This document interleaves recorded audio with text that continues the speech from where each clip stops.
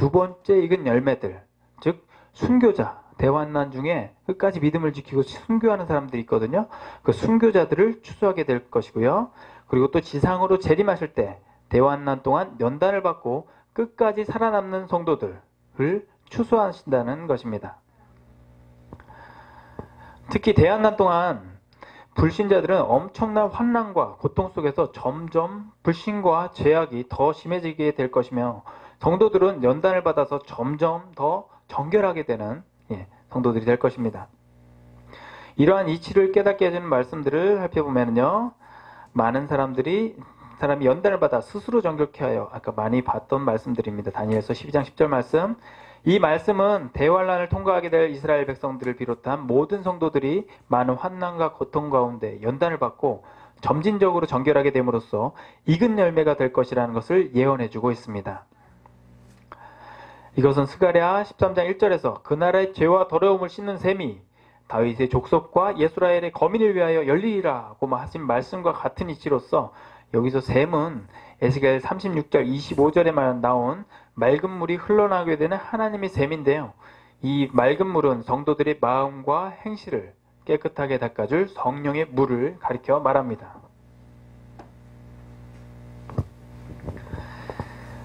다시 말하자면 성도들은 성령의 도움을 받으며 온갖 죄와 더러운 행실을 진정으로 참회하면서 행실을 정결하게 빤다는 것입니다. 계시록에 보면 흰 옷이라고 나오죠. 자기 옷을 빨아서 정결하게 되는 것도 이제 같은 의미입니다. 그러므로 예수님의 재림을 대망하는 성도들은 매일매일 죄와 허물을 맑은 물로 씻으면서 익은 열매가 되기 위해서 최선을 다해야 할 것입니다. 그것이 우리의 신앙의 목표가 되어야 되고요, 또 그 나라야 그의 의를 소망하면서 그 나라에 들어가기 위한 또 필수 조건이기도 합니다. 두 번째, 재환난으로 제약된 세상을 심판하기 위해 오십니다. 구약의 예언서들과 신약에 나오는 종말론적인 말씀들을 분석해보면요, 하나님께서 예수님의 지상재림과 또 천년왕국시대가 시작하기 전에 죄악과 우상과 마귀가 가득 찬 이 세상을 대환난으로 심판하실 계획을 가지고 계시다는 것을 알 수 있습니다. 이와 같이 하나님께서 불의하고 또 경거치 못한 사람들을 심판하시는 원리에 대해서 기록한 말씀들을 살펴보겠습니다. 베드로후서 2장 5절에서 10절 말씀 함께 읽겠습니다. 옛 세상을 용서치 아니하시고 오직 의를 전파하시는 노아와 그 7 식구를 보존하시고 경건치 아니한 자들이 세상에 홍수를 내리셨으며 소돔과 고모라 성을 멸망하기로 정하여 재가 되게 하사 후세에 경건치 아니한 자들에게 본을 삼으셨으며 무법한 자의 문란한 행실을 인하여 고통하는 의로운 롯을 건지셨으니 라고 했는데요, 노아와 7 식구들, 그리고 소돔과 고모라 성, 구약에 나왔던 노아와 소돔과 고모라에 대한 하나님의 심판, 두 가지 심판을 베드로후서에서 말하고 있습니다. 이어서 주께서 경건한 자는 시험에서 건지시고 불의한 자는 형벌 아래 두어 심판날까지 지키시며 육체를 따라 더러운 종욕 가운데 행하며 주관하는 이를 멸시하는 자들에게 특별히 형벌하실 줄을 아시느니라. 이들은 담대하고 고집하여 떨지 않고 영광 있는 자를 회방하려거니와. 아멘. 베드로후서에 이어지는 말씀인데요, 그런 롯 때와 그리고 또 소돔과 고모라 성, 거기에서도 경건한 자는 시험에서 건지시고 불의한 자는 형벌의 아래에 둔다고 말씀이 나와 있거든요. 마지막 때도 그렇습니다. 마지막 7년 대환난 때, 창세일에 롯의 때와 그리고 또 노아의 때보다 더 전무후무한 환난이라고 했습니다. 그 환난의 때 하나님께서 경건한 자는 시험에서 건지실 것이고요, 그리고 불의한 자는 형벌 아래 두실 겁니다. 그 경건한 자, 장성한 믿음의 분량에 이른 자, 교회 시대에 이긴 자들, 그리고 익은 열매가 되는 성도들이 경건한 자는 시험에서 건짐을 받게 된다는 내용입니다. 이것이 곧 휴거되는 성도들이라는 말씀입니다. 이 말씀을 보면 노아가 살고 있던 시대에 불의하고 경건하지 않은 사람들이 온 세상에 가득 찼기 때문에 홍수로 심판을 하셨고, 또한 롯이 살고 있던 소돔과 고모라 성도 음란과 폐역이 가득한 땅이었기 때문에 유황불을 내려 심판하셨다는 것을 알 수 있습니다. 이 마지막 때도 점점 악이 만연하고 죄악성으로 가득 찬 이 세상을 하나님이 심판하신다는 내용입니다. 이와 마찬가지로 마지막 때 하나님께서는 온 세상에 살고 있는 대부분의 사람들이 온갖 불의와 폐역과 우상으로 가득 찬 것을 보시고 재림주 예수님을 보내셔서 대환란으로 이 세상을 심판하신다는 것입니다. 이렇게 예정하신 큰 환란에 대해서 스가랴 14장 그리고 마태복음 24장에 자세히 나오고 있는데요. 성경에 나오는 종말론적 말씀들을 분석해보면 이 대환란이 이스라엘 백성들에게만 나타나는 것이 아닙니다. 이스라엘이 큰 환난을 당하는 바로 그 기간, 즉 예수님께서 공중으로 강림하실 때부터 지상으로 재림하실 때까지 7년이거든요. 예, 그 온 세상 사람들에게 임하게 된다는 것을 알 수가 있습니다. 아멘. 이와 같이 불신과 죄악과 우상으로 가득 찬 이 세상을 하나님께서는 7년 대환란으로 심판하시게 됩니다. 그 대환란 기간 동안에 나타나게 될 재앙들이나 사건들의 진행 과정을 보면 먼저 온 세상에 극심한 흉년이 오게 될 것이고요. 성경에 나온 내용들을 하나씩 정리해 드리겠습니다. 사람들은 온갖 죄악과 불법이 더욱 심해질 것입니다. 또 이어서 5달 동안 황충재앙으로 말미암아 많은 사람들이 큰 괴로움을 당하게 될 것이고요. 그 다음에는 온 세상에 있는 모든 사람들 중에 3분의 1이 사망하게 될 큰 전쟁이 일어나서 곡과 마곡의 군대들이 완전히 멸망하고 적그리스도가 나타나서 예루살렘 성전과 그리고 온 세상 방방 곳곳에 우상을 세워놓고 자기를 경배하게 만듭니다. 그래서 모든 사람들로 하여금 하나님을 거역하게 만들고 또 성도들을 미혹하고 박해하는 가운데 수많은 순교자들이 생겨나게 될 것입니다. 그리하여 적그리스도의 우상을 숭배하면서 폐역무도한 모든 사람들을 향하여 하나님이 진노가 담긴 7 대적 재앙이 쏟아지게 됩니다. 계시록에 나오죠. 그리고 마지막 전쟁, 아마겟돈 전쟁이 일어나서 온 세상의 왕들과 군대들이 재림하시는 예수님으로 말미암아 멸망하게 됨으로써 대환란이 끝나게 되는 이야기가 요한계시록에 나옵니다. 따라서 재림하신 예수님 앞에 모든 성도들은 모이게 될 것이며 마귀와 짐승의 표를 받은 불신자들은 심판을 받고 무저갱 속에 들어가게 될 것입니다. 그리고 천년 지상낙원, 즉 천년왕국이 개국될 것입니다. 앞에서는 예수님께서 익은 열매가 된 성도들을 추수하시고 불신과 죄악과 우상숭배와 마귀들로 가득한 이 세상을 심판하시기 위한 목적을 가지고 재림하신다는 것을 살펴보았습니다.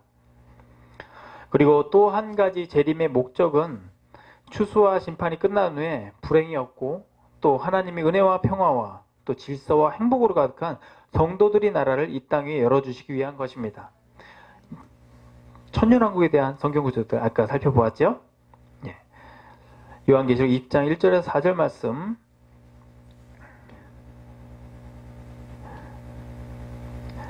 함께 읽겠습니다. 또 내가 보매 천사가 무저갱이 열쇠와 큰 쇠사슬을 그의 손에 가지고 하늘로부터 내려와서 용을 잡으니 곧 옛 뱀이요 마귀요 사탄이라 잡아서 1000년 동안 결박하여 무저갱이에 던져 넣어 잠그고 그 위에 임봉하여 1000년이 차도록 다시는 만국을 미혹하지 못하게 하였는데 그 위에는 반드시 잠깐 놓이기라. 또 내가 보자들을 보니 거기에 앉은 자들이 있어 심판하는 권세를 받았더라. 또 내가 보니 예수를 증언함과 하나님의 말씀 때문에 목베임은 당한 자들이 영혼들과 또 짐승과 그의 우상에게 경배하지 아니하고 그들이 이마와 손에 그의 표를 받지 아니한 자들이 살아서 그리스도와 더불어 1000년 동안 왕노릇하니 천년 지상낙원을 연다는 말씀입니다. 이러한 성도들이 나라를 천년 그리스도의 왕국, 즉 천년 지상낙원이라고 하는데 이 나라에 대한 내용은 요한계시록 앞에 읽었던 20장에 나와 있습니다. 이 말씀을 보면 지상으로 재림하신 예수님에 의하여 대환란이 끝나고 사단과 불신자들은 모두 무저갱으로 들어가게 되며 이 땅 위에는 천년왕국 시대가 열리게 됩니다. 누가복음 19장 11에서 17절 말씀 나오는데요. 가라사대 어떤 귀인이 왕위를 받아 가지고 오려고 먼 나라로 갈 때 그 종 열을 불러 열문화를 주며 이르되 내가 돌아오기까지 장사하라 하니라. 귀인이 왕위를 받아 가지고 돌아와서 은준 고종들이 각각 어떻게 장사한 것을 알고자 하여 저희를 부르니 그 첫째가 나와 가로되 주여 주의 한 문화로 10문화를 남겼나이다. 주인이 이르되 잘하였다 착한 종이여 내가 지극히 작은 것에 충성하였으니 10골 권세를 차지하라 라고 하였습니다. 아멘. 이 말씀 가운데서는 예수님께서 지상으로 재림하셔 그때까지 충성하고 수고함으로써 이익을 남긴 모든 성도들에게 공평하게 상급을 주는 원리가 나타나 있습니다. 여기서 귀인이라고 나오는데요. 이 귀인은 대환란이 끝날 무렵에 지상으로 재림하셔서 천년왕국 시대를 열어주시고 성도들에게 상급을 주실 예수님을 상징합니다. 또한 마태복음 25장에 기록된 달란트 비유도 문화 비유와 같이 재림하신 예수님께서 종들에게 상급의 정도에 따라서 다스리는 권세를 주신다는 진리를 상징적으로 보여주고 있습니다. 또한 천년왕국에 들어갈 성도들에 대해서는 요한계시록 20장 4절에 나와 있는데요. 심판하는 권세를 받은 보자들과 순교자들과 또 짐승의 표를 받지 않고 살아남아서 육체를 가지고 들어가는 성도들이 있다는 것을 알 수가 있습니다. 이 천년 지상 낙원에 대해서는 다니엘 9장 24절과 이사야 11장 6절 그리고 65장 17절에서 25절에 자세히 기록되어 있습니다. 다니엘서를 보면은 메시아 왕국, 즉 천년 왕국 시대가 오면 허물과 죄가 없게 되고 모든 죄악이 영원히 구속되고 하나님의 영원한 의가 드러나고 모든 이상과 예언이 응하게 된다고 하였습니다. 우는 소리와 부르짖는 소리가 없을 정도로 행복한 생활을 하는 곳이며 100세에 죽은 사람을 어린아이가 죽은 것처럼 여길 정도로 모든 사람이 장수한다고 나와 있고요. 또 도둑이 없고 남의 소유를 탐내지 않으며 노력하는 대로 풍성한 소득이 있고 기도한 대로 응답을 얻을 수 있는 또 사자가 소처럼 채식을 하게 되며 또 해함도 없고 상함도 없는 복된 나라라고 하였습니다. 따라서 천년왕국은 영계에 있는 신령한 나라, 즉 천상낙원이 아니고요. 농사를 짓고 집을 건축하며 자녀를 낳고 장수하는 나라라고 표현되어 있거든요. 즉 이 땅에 천년 동안 존재한다는 것을 알 수 있습니다. 그 여섯 번째 마지막 역사 도표를 살펴보도록 하겠습니다. 지금까지 본 내용들 그리고 성경에 기록된 내용들 구약과 그리고 요한계시록에 이르기까지 종말의 때부터 이어지는 역사 도표를 살펴보도록 하겠습니다. 다니엘서와 요한계시록까지 이어지는 각 시대의 비교표인데요. 제가 이해를 돕기 위해서 이 형광펜으로 칠해가면서 하나하나 설명해 드리도록 하겠습니다. 이 다니엘서 여기 보시면은 9장 25절입니다. 9장 25절에 보면은 70일의 예언이 나옵니다. 70일의 예언이 이 구약시대를 상징하고요. 70일의 중에서 7일에가 진행이 되고 또 62일에까지 이 69일에가 구약시대로 진행이 됩니다. 첫 번째 일회가 시작되는 게 예루살렘 중건 명령부터 느헤미야 2장 1절에서 8절까지 나오고요. 그리고 또 이제 예루살렘 성 중건의 완성 다니엘서 9장 25절 그리고 그리스도의 초림 마태복음 1장 25절에 예수 그리스도가 탄생하는 내용서부터 나옵니다. 그리고 구약시대가 끝나고 예수님이 초림하시고 예루살렘에 입성하시면서 십자가와 부활 승천하시고 성령 강림하시는 사건들이 스가랴 9장 9절 그리고 마태복음 21장에 걸쳐서 설명이 됩니다. 그리고 이제 예수님이 부활 승천하시고 또 사도들을 통해서 교회 시대가 펼쳐지는데요. 이 교회 시대 동안이 예루살렘 성과 이 이스라엘 백성이 버림받은 기간이라고 볼 수 있습니다. 예루살렘 성이 AD 70년에 로마의 티토 장군에 의해서 멸망하죠. 마태복음 24장 2절에 돌 하나도 돌 위에 남지 아니하고 무너뜨리리라 라고 하신 말씀이 이루어졌어요. 하나님의 아들로 오신 메시아를 죽인 유대인들이 그 죄를 그 자손들이 받는 겁니다. 예언에 이루어진 대로. 그러면서 이제 이방인의 구원받는 시간, 교회 시대가 이제 펼쳐지고요. 계시록에는 이 시간을 네 천사가 바람을 붙잡고 있는 기간이라고 표현해주고 있습니다. 이 시대가 또 구원받은 이방인의 수를 충만히 채우는 기간, 오늘 계속 살펴봤던 로마서 11장 25절 26절에 있는 말씀이 이 교회 시대를 가리켜 말하는 겁니다. 계시록 7장 1절에서 8절의 말씀, 입맞은 종 14만 4천을 채우는 기간 또한 마찬가지로 이 교회 시대를 상징하고 있습니다. 지금 보시는 표는요, 구약서부터 신약 그리고 요한 계시록까지 나왔던 모든 성경의 예언들을 스케줄표로 시대의 비교표로 만들어 놓은 표입니다. 그리고 또 이제 교회 시대의 마지막에 어떤 사건이 있죠? 예수 그리스도의 공중 강림 사건이 있습니다. 공중 강림하실 때 오늘 공부할 때 뭐라고 그랬죠? 예수님이 공중 재림하실 때 휴거되는 사건이 나타난다고 그랬죠? 이때 이제 휴거되는 사건이 나오고요. 이게 오늘 살펴봤던 데살로니가 전서 4장 16절 17절 말씀에 증거되어 있습니다. 그리고 첫째, 둘째, 셋째, 넷째 나팔, 이게 계시록 8장 6절에서 12절 말씀에 함께 나옵니다. 이때 유럽에서는 한일의 조약, 이 다니엘서 9장 27절에 예언되어 있고요. 그리고 이제 7인을 떼시는 게 교회 시대 마지막에 이제 나와 있습니다. 그러면서 이 7년 대환란, 이 마지막 한일의 70제 이래가 7년 대환란을 통해서 이루어집니다. 이 한일이고요. 다니엘서 9장 27절에 예언되어 있습니다. 그 대환란도 7년이죠. 7년 중에 계시록 11장 3절에 보면은 전 3년 반이 나와 있고요. 그리고 계시록 13장 5절에 보면은 후 3년 반, 7년 대환란이 전 3년 반과 후 3년 반으로 나눠져 있고요. 계시록에 보면은 이스라엘의 구원과 두 감람나무의 증거 내용이 나오고 이게 전 3년 반입니다. 그리고 악령이 나와서 짐승이 통치하는 적그리스도가 세워지는 짐승이 통치하는 시대, 후 3년 반이 나옵니다. 전 3년 반 동안에 다섯째 나팔, 이 첫째 화가 계시록 9장 1절에서 11절에 나오는 내용이고요. 그리고 여섯째 나팔, 둘째 화가 나옵니다. 계시록 9장에서 13절에서 21절 말씀, 그리고 곡의 멸망, 에스겔서 곡과 마곡 나오면서 이제 38장에 소개되고 있습니다. 일곱째 나팔, 이 마지막 나팔이죠. 계시록 11장 15절에 이 일곱째 나팔이 부러지면서 이 짐승이 출현하게 됩니다. 짐승이 출현하면서 계시록 13장 나오고요. 그리고 셋째 화가 쏟아부어지게 됩니다. 후 3년 반, 정말 이 악령이 나와서 이제 돌아다니는 시대, 짐승이 통치하는 시대, 정말 흉악한 핍박의 시대가 도래하면서 순교자들의 수가 충만하게 채워지는 시대입니다. 계시록 6장 11절에 나오고요. 그리고 15장 2절에서 3절에도 나옵니다. 그리고 마지막으로 일곱 대접 재앙이 계시록 16장 1절에서 21절로 나오면서 주님이 휴거된 성도들 데리고 지상으로 내려오는 지상 재림, 그러면서 아마겟돈 심판이 펼쳐집니다. 계시록 19장 11에서 21절의 말씀에 나오고요.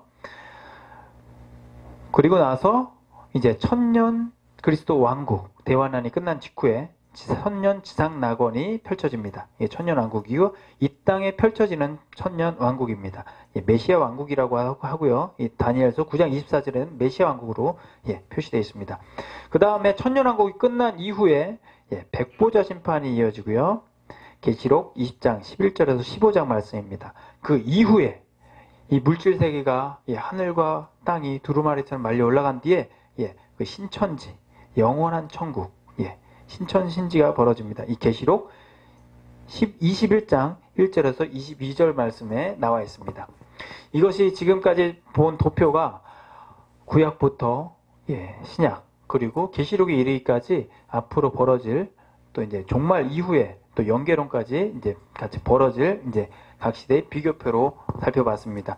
다음 시간에 강의 때는 내세론 강의를 들으시면요, 이 표가 더 선명하게 자세하게 이해될 것입니다. 오늘은 이 정도로 설명하고 넘어가고요. 자, 다음 다니엘서 나온 마지막 45일의 비밀이 있습니다. 살펴보겠습니다. 다니엘 12장 11절 12절에 보면은 마지막 45일에 대한 견해가 있습니다. 함께 읽겠습니다. 매일 드리는 제사를 폐하며 멸망케 할 미운 물건을 세울 때부터 2290일을 지낼 것이요 기다려서 1335일까지 이르는 그 사람은 복이 있으리라. 아멘. 다니엘서 말씀인데요. 여기서 보면 이 숫자에 대해서 약간의 차이가 발생을 합니다. 이 45일에 대한 차이가 발생을 하는데요. 거기에 대한 해석을 말씀드리고자 합니다. 여기에서 매일 드리는 제사를 폐한다는 것은 대환난 때 적그리스도가 나타나서 자기의 우상을 세워놓고 모든 성도들로 하여금 참된 그리스도를 경배하지 못하게 하고 자기를 경배하게 한다고 하는 내용인데요. 그리고 1290일을 지낼 것이요 라고 했는데, 이 말씀은 적그리스도가 통치하는 후 3년 반에 환란이 끝난다는 것을 의미합니다. 이 1290일은 이 다니엘서 12장 7절에 나온 한때, 두때, 반때, 1년, 그리고 2년, 그리고 반년, 그래서 3년 반을 말하는데요. 다니엘 시대의 달력에 맞춰서 환산한 그 날짜가 1290일입니다. 그런데 이 한때, 두때, 반때는 계시록 12장 6절, 12절에 나온 바와 같이 사도 요한 시대의 달력으로는 1260일이에요. 그 날짜에 약간 시대의 날짜의 개념에 차이가 있습니다. 그래서 현재의 달력으로 환산하면은 1278일을 가리켜 말합니다. 그런데 이 1290일이 지나고 1335일까지 기다리는 자는 복이 있다고 나와 있거든요. 근데 왜 복이 있는 걸까요? 1290일에서 1335일까지 45일이 지나가야 되거든요. 이 기간을 견디는 사람이 복이 있으리라라는 이게 좀 의문의 말을 남겼는데요. 1290일, 즉 후 3년 반 환난이 끝나기 직전에 예수님께서 지상으로 재림하실 것이며 대환란이 끝날 때부터 이 45일이 지난 다음에 이 땅 위에 천년 지상 낙원의 시대가 시작되기 때문에 복이 있다는 것입니다. 즉 환난이 끝나자마자 대환란 종료되고 바로 천년 낙원이 생긴 지상 낙원이 펼쳐지는 것이 아니라 45일 동안의 공백기가 있다는 내용이거든요. 그러면 이 45일 동안에 무슨 일이 일어날 것인가요? 45일은 대환란이 끝난 날부터 이 천년왕국이 개국한 날까지인데요. 이 기간에 천년왕국을 개국하기 위하여 여러 가지 준비가 진행되는 그런 시간입니다. 먼저 지상에 재림하신 예수님께서 대환란을 통해서 마음과 행실이 정결해진 모든 성도들에게 영혼의 할례, 즉 이 성결의 은총을 주시게 될 것입니다. 대환란 동안 연단을 받았잖아요. 정결케 됐잖아요. 정결케 됐다고 예수님이 그리스도가 내려와서 인쳐주시는 거예요. 다시 말해서 다니엘서 36장에 예언한 바와 같이 새 영을 주시고 육체의 굳은 마음을 제하고 부드러운 마음을 주시는 것입니다. 다음에는 대환란이 지나갔어도 살아남은 불신자들, 그 사람들을 심판하시고 모든 악령들에게 결박하여 무정행 속에 던져 가두게 될 것입니다. 대환난을 통과하는 성도들은 그러니까 두 가지 성도들이 있는 거예요. 점점 더 정결케 돼서 천년왕국에 들어갈 성도들과 점점 더 악으로 익어서 무적행으로 들어갈 성도들이 아니죠. 불신자들도 거기 포함이 되겠죠. 두 부류로 나눠지게 됩니다.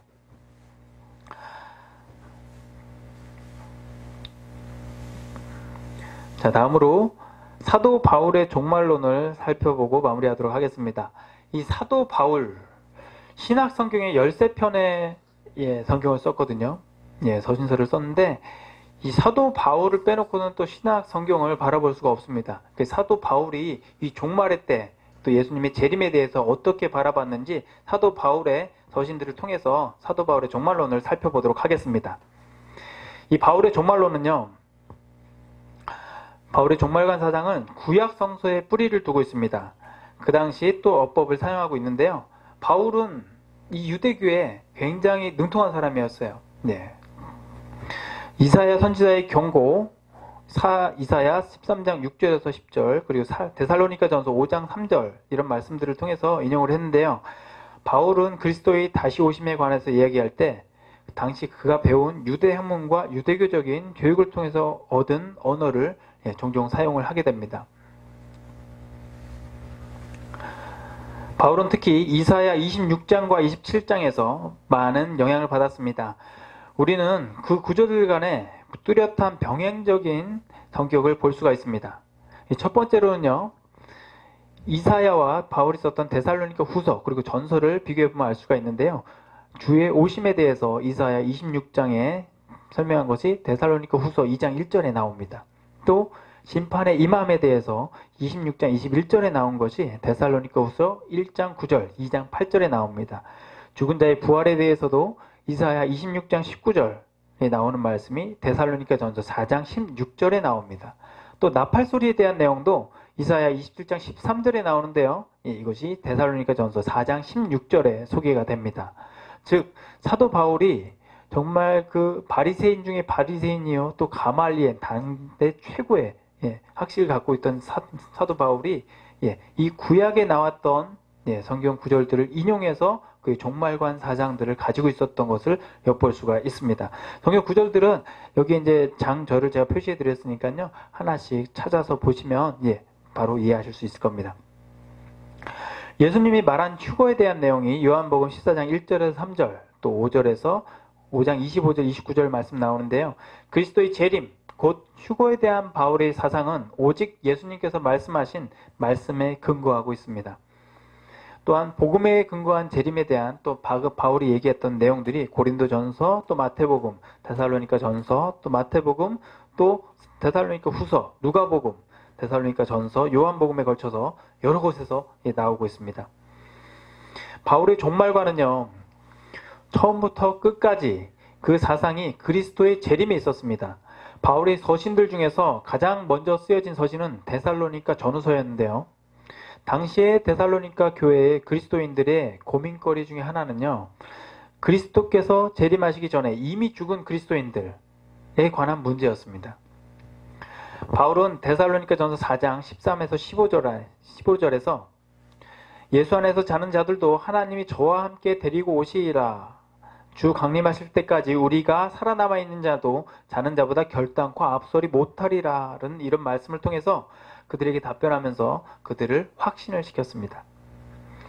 또한 바울은 자신의 생애에 그리고 자기가 전한 서신의 내용을 읽는 모든 사람들의 생애에 그리스도의 재림이 이루어질 것으로 기대했습니다.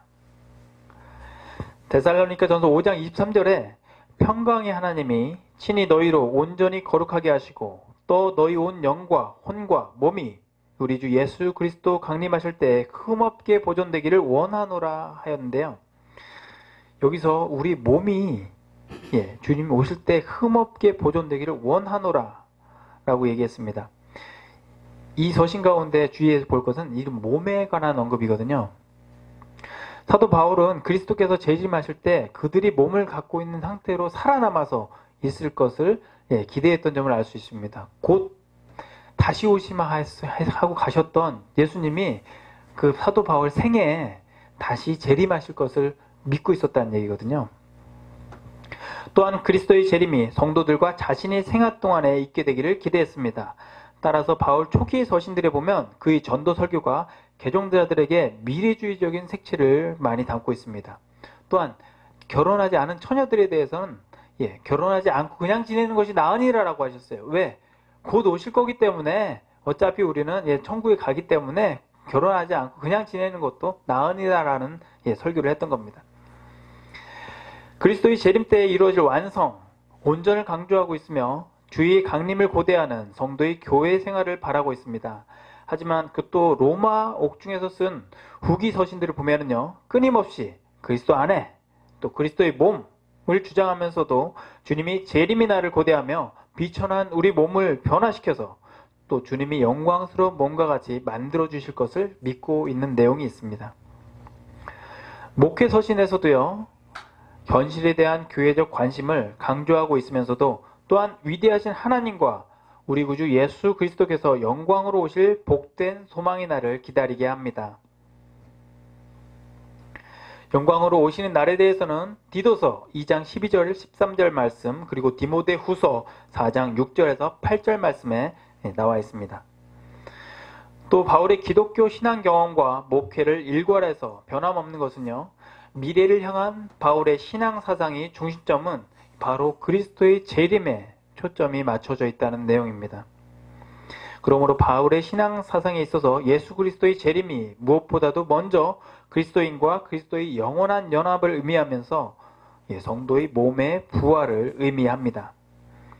이로써 성도들의 죽을 몸이 그의 영화로운 몸처럼 되도록 변화를 받게 되며 이는 성도들이 부름받은 아들로 완성됨을 뜻하는 말입니다. 그리스도와 연합한 영화로운 몸을 표현해주는 바울 서신에서 굉장히 많은 내용들이 있습니다. 로마서, 고린도전서, 빌립보서, 데살로니가 후서, 그리고 에베소서, 고린도전서 여기다 표시해드렸으니까 한번 읽어보시기 바랍니다. 뿐만 아니라 또 바울이 얘기하는 휴거는 심판의 의미도 내포하고 있습니다. 그러나 그리스도를 믿는 성도들이 구원에는 심판이 영향을 끼칠 수가 없습니다. 믿는 성도들은 심판을 받지 아니하리라는 그런 말을 하는데요. 로마서, 또 고린도전서, 로마서, 또 이제 데살로니가전서, 베드로전서 수많은 서신에서 그 내용을 말해주고 있습니다. 따라서 그리스도를 떠난 자들에게는 이 휴거가 그들의 심판으로 임하게 된다는 내용이 바울의 서신 속에 나와 있습니다. 심판의 대상자라는 내용이 로마서와 고린도전서 또 데살로니가 후서 이 말씀 구절들 중에 여러 구절들 속에 찾아볼 수가 있습니다. 이뿐만 아니라 예수 그리스도의 재림에는 첫 번째 이방인의 완전한 수가 달성된다는 내용이 나오고요. 그리고 두 번째 이스라엘에 대한 하나님의 약속이 최종적으로 실현된다는 내용이 나오고요. 그리고 세 번째 피조물이 인간이 죄로 인해 받던 운명의 쇠사슬에서 해방되는 내용이 또 로마서와 계시록에 나옵니다.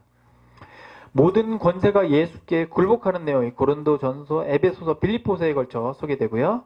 그리고 죽음, 곧 마지막 원수가 파멸되는 내용이 고린도전서와 계시록에 나오게 됩니다. 이렇게 해서 모든 것이 예수 그리스도에게 굴복당하게 될 때 그 아들 자신도 하나님께 모든 것을 굴복시켜주신 하나님께 굴복하심으로 하나님께서 만물을 완전히 지배하시게 된다는 내용이 바울 서신 중에 나옵니다. 이 바울의 정점, 클라이막스는요, 예수 그리스도의 재림으로 종교를 짓게 되는데요. 그리스도인은 지금도 그리스도 안에서 부활의 새 생명 가운데 그리스도의 참 사랑을 체험하고 있습니다.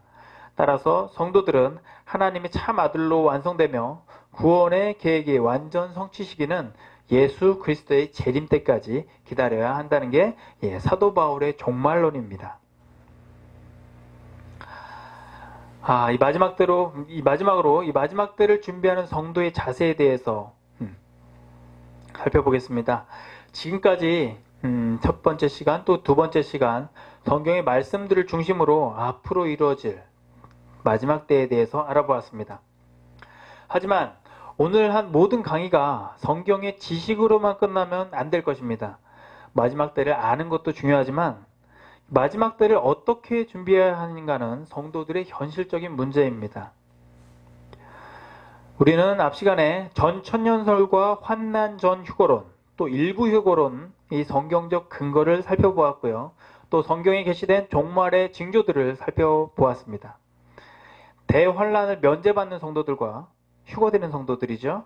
또 대환난을 통과하는 성도들을 보면서 또 통과하게 만드신 하나님의 목적에 대해서 공부했습니다. 또한 예수님의 재림하시는 목적을 성경의 근거를 통해서 알아보았습니다. 이 천년왕국에 들어갈 사람들은 결국에는 세 종류의 사람들이 있는 겁니다. 첫 번째, 교회 시대의 익은 열매가 되어 휴거되는 성도들. 두 번째, 7년 대환난 때를 통해서 순교하는 사람들. 세 번째, 7년 대환난을 통과하여 연단을 받아 정결케 되는 사람들이라고 나옵니다. 결국에서 이 성경에서 말하는 익은 열매, 또 믿음의 장성한 분량에 이르는 것, 또 이제 계시록에 나오는 교회식의 이긴 자들은 마지막 심판의 주인이신 이 하나님이 원하시는 삶이고 그 믿음의 경지라고 이해하면 되겠습니다. 우리가 신앙생활을 하는 목표가 되어야 된다는 우리의 깨달음을 성경을 통해서 얻을 수가 있습니다. 우리 삶에 고난이 찾아왔을 때, 그리고 이 연단을 대하는 우리 자세가 달라져야 합니다. 정말 삶에서 얼마나 세상 살기 정말 다사다난하고 얼마나 힘듭니까? 근데 그 모든 연단이 올 때마다 우리가 이 연단을 주시는 하나님의 목적, 이 성경을 통해서 바라보고 또 이스라엘 민족들처럼 40년 동안 돌고 돌아서 약속의 땅에 들어가는 것이 아니라 이 성경의 진리들을 알면은 우리가 더 빨리 영적으로 성장해 가고 이 고난과 연단의 시간이 단축될 수 있다는 게 성경의 진리거든요. 구원받는 사람들 중에는 교회 시대 동안에 연단을 마친 사람도 있었고요. 연단을 다 못 맞춰서 대환란 때까지 연단을 이어지는 사람들도 있었던 것을 알 수가 있습니다. 연단은 우리가 어떻게 받고 어떻게 해나가느냐에 따라서 연단의 기간이 길어질 수도 있고 짧아질 수도 있는 것입니다. 성경의 원리입니다.